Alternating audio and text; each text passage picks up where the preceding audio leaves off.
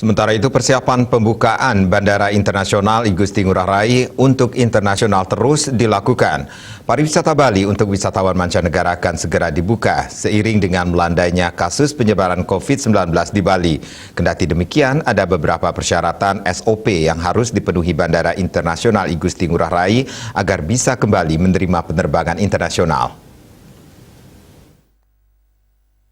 Sekretaris Daerah Sekda Provinsi Bali yang juga Ketua Harian Satgas Penanganan COVID-19 Provinsi Bali Dewo Made Indra mengatakan sebuah bandara bisa dibuka untuk penerbangan internasional apabila kapasitas testing PCR-nya 2 kali dari rata-rata harian kedatangan Wisman.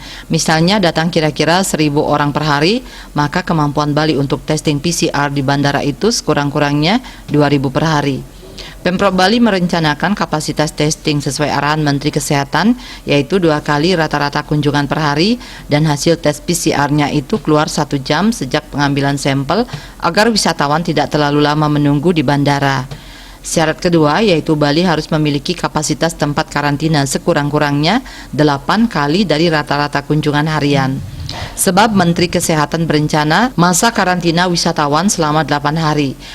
Misalnya rata-rata kunjungan wisatawan 1.000 orang per hari, tempat karantina yang disiapkan sebanyak 8.000 kamar.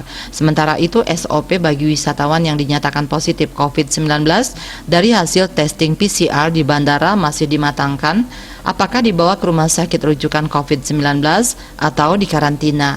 Persiapan sedang dimatangkan terus dan nanti akan dievaluasi oleh tim pusat dan Gubernur Bali. Winata Bali Post melaporkan.